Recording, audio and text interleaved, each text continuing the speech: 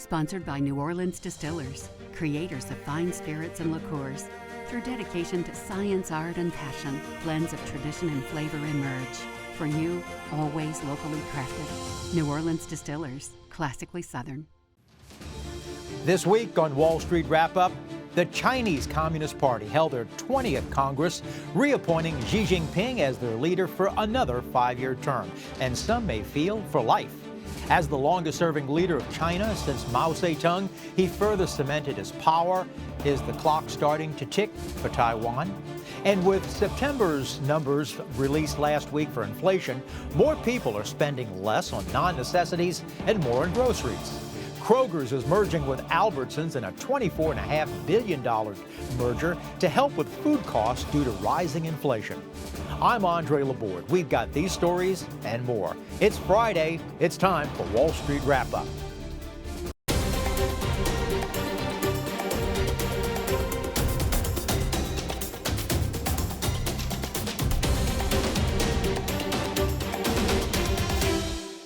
Hi, I'm Andre Laborde. Welcome to Wall Street Wrap-Up for this Friday, October the 21st, 2022. I hope your week went well. Well, coming up tonight, we're going to be talking with the senior editor at Forbes magazine, Dan Alexander. In the latest issue at Forbes magazine, Dan has a great article on the wealth of former President Donald J. Trump, his real estate holdings, golf courses, the franchising of the Trump brand, and the Trump Organization. Senior editor at Forbes magazine, Dan Alexander, will be coming up. And this week, the 20th CCP, which is the Chinese Communist Party, Congress was held, and Xi Jinping continues his hold as leader of China, which has not been seen since Mao Zedong. He's continued his hold of power by suppressing any potential challenge of either real or perceivedness to his power. Now, with his continued position as leader of China, Taiwan and the United States will both be holding their presidential elections in 2 years in 2024. The question's going to be, will he try to regain Taiwan as part of China within the next 2 years? And food prices have risen dramatically, as you know, and lately in the grocery. And well, eggs are now up over 30%. Chicken is rising over 17%. Milk and coffee both rising over 15%. Fish is at 8%, all from just September of 2021.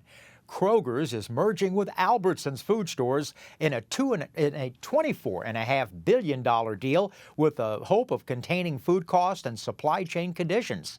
If the FTC, the Federal Trade Commission, approves, this deal could go through by 2024. Now, Albertsons has numerous stores throughout the country in areas that overlap Kroger's. The FTC will probably mandate Kroger divest some and Albertsons divest some of their stores that may overlap. Well, according to a Wall Street Journal article this week, economists now put the probability of a recession for the next 12 months at 63%. That's up from 49%. Also in this article, the idea of a soft landing or light recession is now just maybe wishful thinking. And in fact, the New York Times is saying the underlying inflation trends are heading all in the wrong direction. Let's get to our guest tonight. Dan Alexander is the senior editor at Forbes magazine, and in this issue of Forbes magazine, he writes about the Trump Organization and the selling of the Trump brand name. Hi, Dan. Welcome to Wall Street Wrap-Up. Hey, thank you for having me. Dan, I read with interest your latest article in this edition of Forbes magazine, Donald Trump's Great Escape, on basically loans and such. How hard was it to get on a private company, and I'm thinking about the Trump Organization, as compared to a public company? Well, despite its reputation, real estate is one of the most transparent industries that there is. So, when people take loans or pay back loans, whether it's a home loan or a large commercial loan, generally, not always, but generally, people record mortgages against that. So you can see when those mortgages have been paid back. In the case of large commercial loans, oftentimes they sell off those loans as part of bond packages. That gives you great visibility into the financials behind that loan.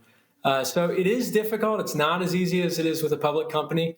When he left office, he had a lot of loans that were coming up due, and whether or not he would be as people who have loans, whether it be mortgage loans and such, you either have to pay them or you have to refinance and to extend them. And because of the due date coming, that was going to be a difficult thing. What type of money are we talking about? Well, it was a lot of money. On the day that Donald Trump left office, the Trump organization had about $900 million worth of debt coming due over the next 4 years. And they did not have the cash to just pay all of that without getting some help from banks. So what they did is they went to a series of lenders and refinanced those loans. At the end of the day, they walk away with a larger amount of debt, about $1.3 billion today, but also $375 million in cash, which is more cash than Donald Trump had at any point during his presidency. So although he has more debt now, he's out of his jam, and from a liquidity standpoint, is in a much better position than he had been. Well, so this extra cash that he has, cash on hand, this was coming from banks that refinanced the loans that he'd previously owed the 900 plus million on? Yeah, basically there were two significant transactions that gave him big windfalls. The first one was he has a partner called Vornado Realty Trust, which is a publicly traded company, and they own 70% of two properties alongside Donald Trump, 1290 Avenue of the Americas in New York City and 555 California Street in San Francisco. At 555 California Street, the two entities combined owed about $550 million of debt to their lenders. And what they did is they went back to the banks and they ended up getting $1.2 billion worth of debt to then pay back that previous loan and then suck out about $600 million between the two partners. Donald Trump's share of that, of course, was an enormous amount of money. The second major transaction that gave him a big windfall is that he sold the Trump International Hotel in Washington, D.C. This was a hotel that, of course, got a lot of press and made a lot of noise over the last 4 years. But for all of the attention that it received, it wasn't very successful financially. It was just a really, really expensive hotel to operate, and he had a very pricey ground lease that he had to pay for. And the amount of revenue coming in wasn't enough to support that, especially once COVID hit. So he got really fortunate here that he was able to sell this thing in an unbelievable deal for $375 million. So between those two deals, the refinancing in San Francisco and the sale in Washington, D.C., Donald Trump gets a huge amount of cash out of his properties. Talking about the Washington, D.C. property, there was a 60-year lease that the Trump organization had with the federal government because it was the old post office. So it was a 60-year lease. They had promised, talking about the Trump organization, had promised to put in $200 million of renovations. And in addition, they also have to pay lease payments of $3 million a year, if my numbers are correct. I'm curious on something like this, though, Dan. I mean, when you have a lease that's for 60 years, and 60 years, I'm thinking, is not that long of a time as the lease is getting less and less. I would assume that the value of the property goes down because your ability to sell it is better at 60 years of lease than maybe at 50 or 40, or you've only got 20 years of lease. So the people that bought it... Go ahead. That's exactly right. But of course, here we get to some of the short-term thinking of certain investors. So really when it becomes a problem from a valuation standpoint is once there's about 30 years or less left on a lease. That's when people really start, getting critical about, is this going to work? Are they going to, elevate the rents? Are we going to need to renegotiate something? Am I even going to have a right to rent out this building anymore? But when it's over 30 years, although you wouldn't expect it, people just kind of write it off. They say, hey, we're going to make so much money in the next however many years there are, 10, 20, 30 years before you hit that 30-year point, that we can justify the valuation and we can buy it essentially as a normal property. It does get a discount on it, but it's not as big as you might expect.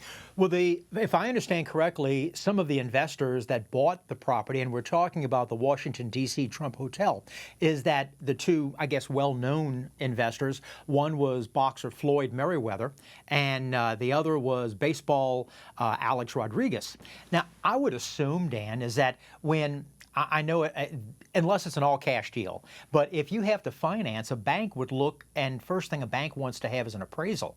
So was this the sale of the Trump Washington D.C. hotel an all cash where they didn't have to do an appraisal? It was not all cash. They did presumably need an appraisal. The lender on this particular transaction was a firm called MSD, and MSD is connected to Michael Saul Dell, the founder of Dell Computers.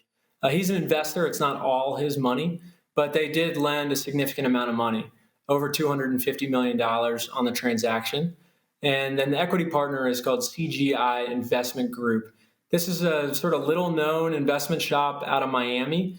And that's the entity into which Alex Rodriguez and Floyd Mayweather had invested. There are a lot of questions about this group because people aren't very familiar with them. And obviously, the huge price that they paid leads to a lot of speculation. Okay, who are the investors in these funds other than these two athletes that we know?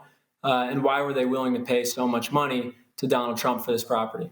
Because if I understand correctly, Dan, is that it started off as a 60-year lease, and whatever the amount of years left on the lease, that is all Alex Rodriguez and Floyd Mayweather and his investors had left on the lease, right? So that the lease was not extended longer than 55 years or longer than 52 years. Yeah, in some cases there are extensions on leases. Usually there are.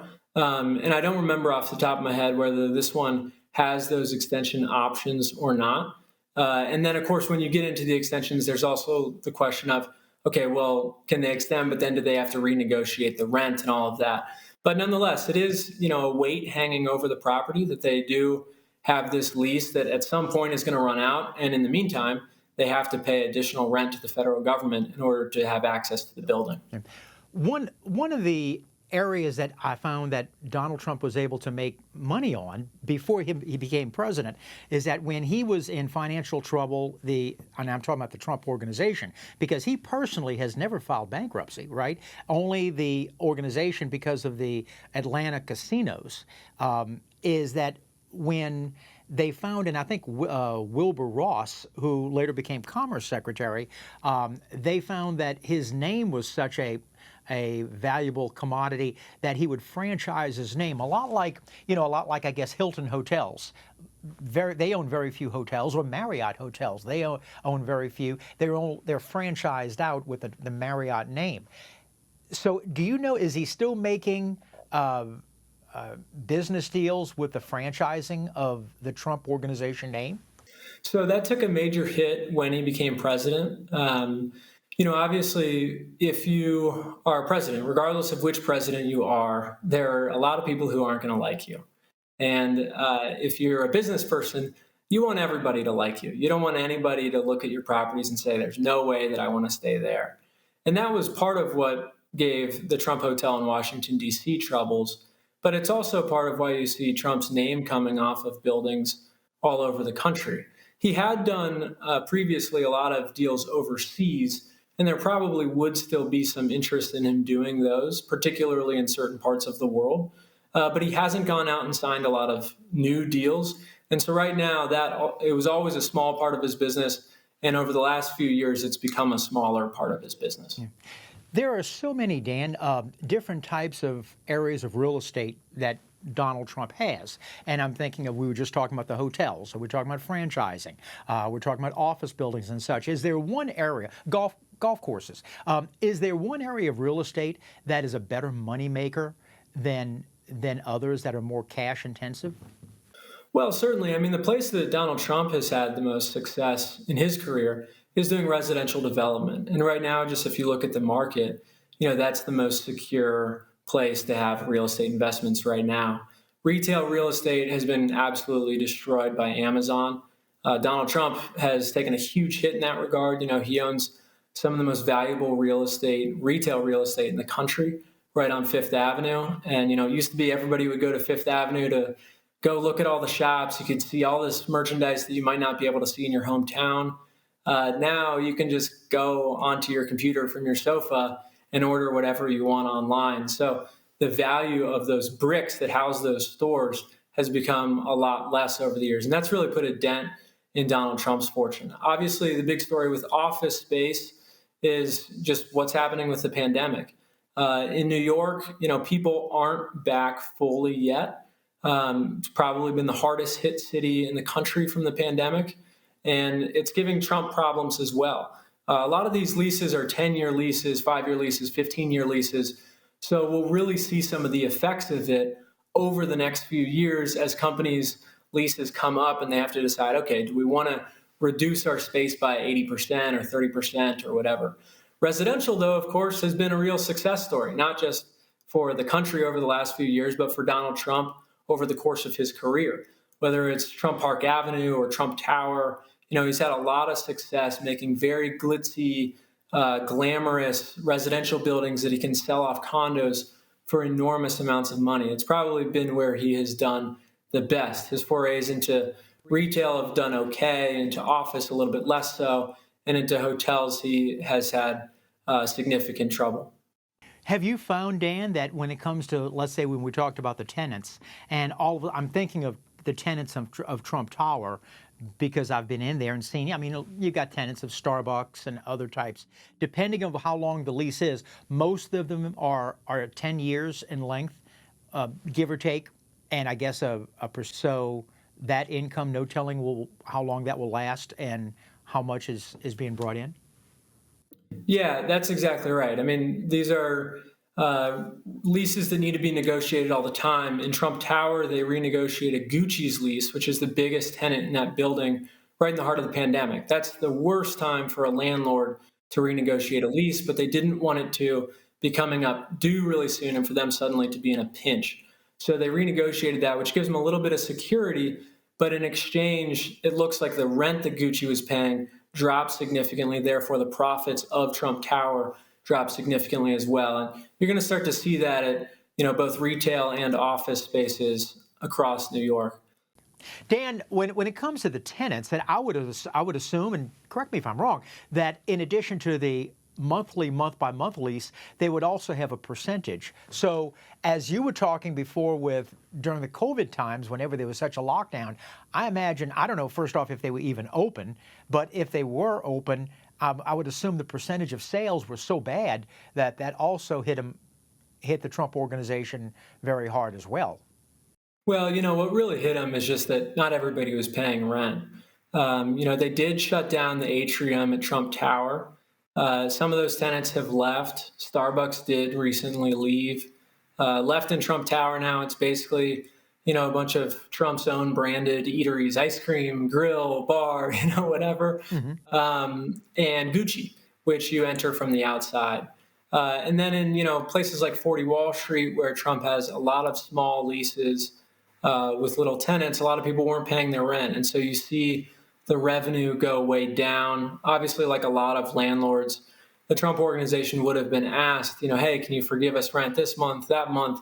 And it's a question of how long do you let it stretch on. In places where you have really great tenants, grade A tenants, people like Gucci, you're probably still going to be fine. You're going to get paid your rent.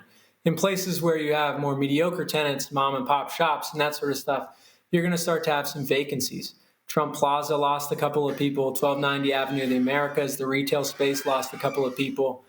So they did start to lose some tenants and now are beginning to build those back. I would also imagine, Dan, that the pristine names of these type of tenants, you're talking about Gucci.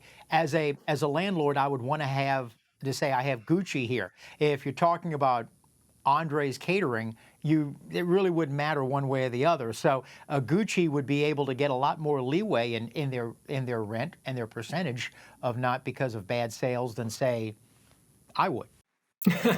Yeah, well, and that's why, people who have sort of mom and pop shops oftentimes are the ones that end up with vacancies. And so as a landlord, that's not what you want. It doesn't have to necessarily be a glitzy name like Gucci, but you want somebody who's not going to worry about whether or not they can pay the rent month to month. So you want Bank of America, you want Microsoft, you want Goldman Sachs, you want solid, sturdy businesses that are going to pay the rent even if times get hard. And Gucci, I assume, did continue to pay the rent, although I don't know that for sure. But we know that many of the other places did not because their places got emptied out. If you're just joining us right now, we're so happy to have the senior editor from Forbes magazine. He's got a great piece in this latest Forbes edition, Donald Trump's Great Escape, and we're talking about that, plus other things as well, too. We'll take a break, and we'll be right back.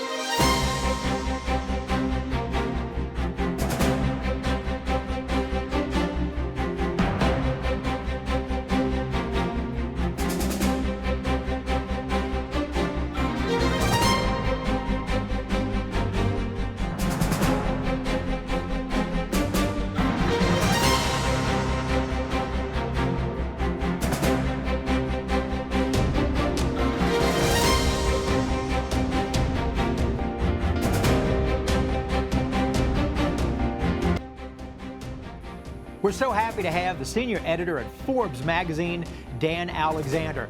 Dan, we're talking about the piece that you have in the latest edition of Forbes called Donald Trump's Great Escape. Tell me a little bit about Mar-a-Lago. I know Mar-a-Lago was originally owned by the Post family that was owned by the Post cereals. And tell me a little bit about how much did he buy Mar-a-Lago for, and what's the value of it today? So Donald Trump got a bargain at Mar-a-Lago. You know, he paid roughly about $10 million for it. That includes some lavish furniture that was inside, some beachfront access across the street. And today, you know, it's worth over $300 million. It's one of the most valuable homes, not just in the United States, but in the entire world.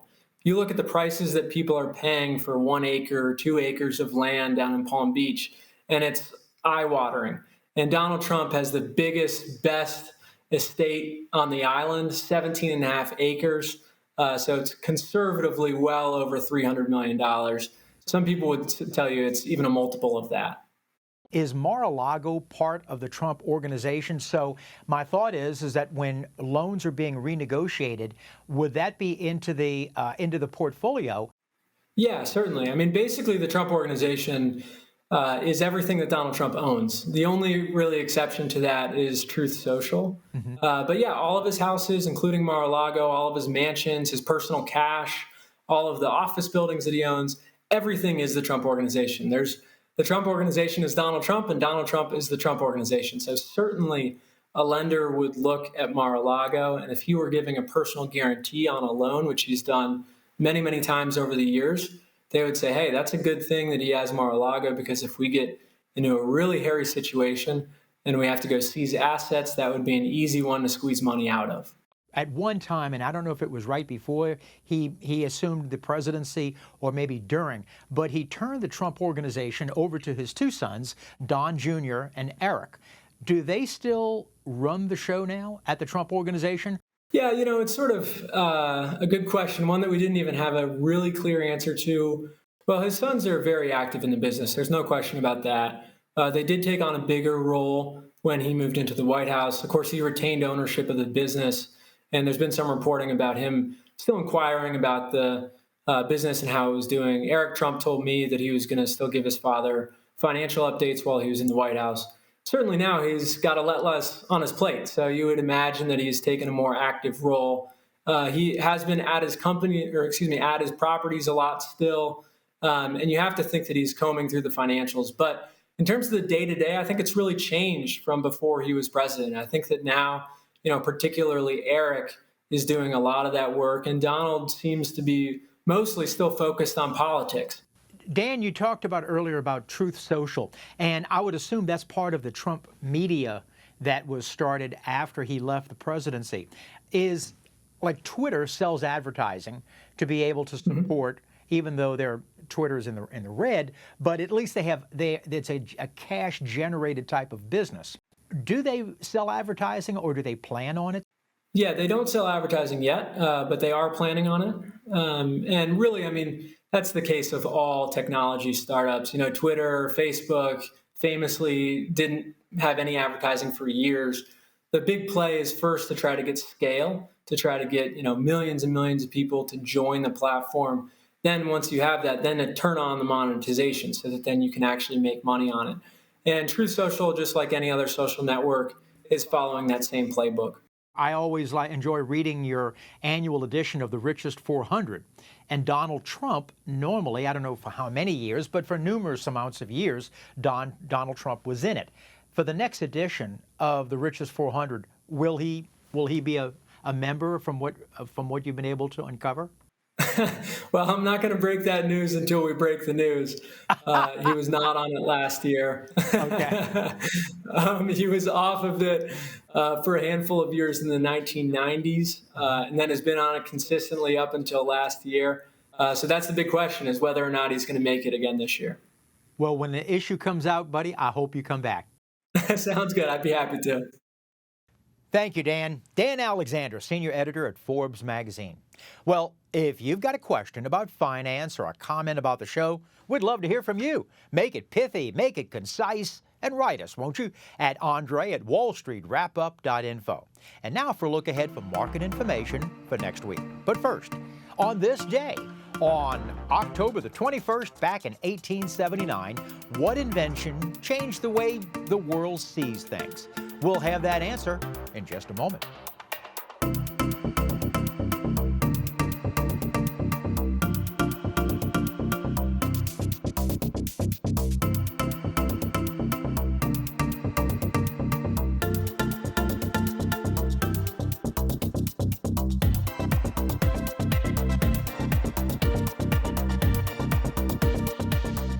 On this day in 1879, what invention changed the way the world sees things?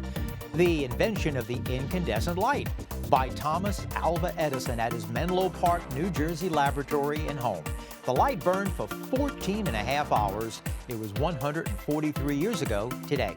After 14 hours, someone probably had to yell, "Shut off that light. People are trying to sleep." Well, the holiday season is coming in fast and furious, but with a looming recession and shortages around the country, will this Christmas season be successful for retailers? Next week, we'll be talking with Dana Telsey. Now, Dana is the CEO and founder of the Telsey Advisory Group. Well, how will this economy affect the upcoming Christmas season? Will e-commerce be taking more of a bite out of the bricks and mortar malls? And will department stores need to offer more discounts and sales to get people into the stores? That's next week. The CEO and founder of the Telsey Advisory Group, Dana Telsey. As a reminder, we repeat the show on Sunday mornings. Best way, though, is set your DVR so you'll never miss an episode. And that's our show for this Friday, October the 21st, 2022. I hope you enjoyed it. My thanks so much to Dan Alexander, the senior editor at Forbes magazine, for joining us this evening. But as always, it's you we appreciate for allowing us into your homes tonight. Remember, you can always follow us on all the social media on Facebook, YouTube, Twitter, and WYES.org. So enjoy your weekend ahead. Have a productive week as well. I'll see you next week.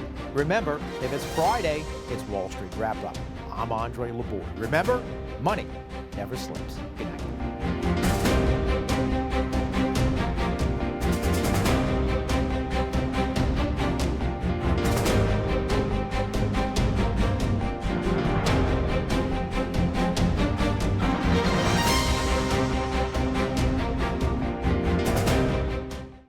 Sponsored by New Orleans Distillers, creators of fine spirits and liqueurs. Through dedication to science, art, and passion, blends of tradition and flavor emerge. For you, always locally crafted. New Orleans Distillers, classically Southern.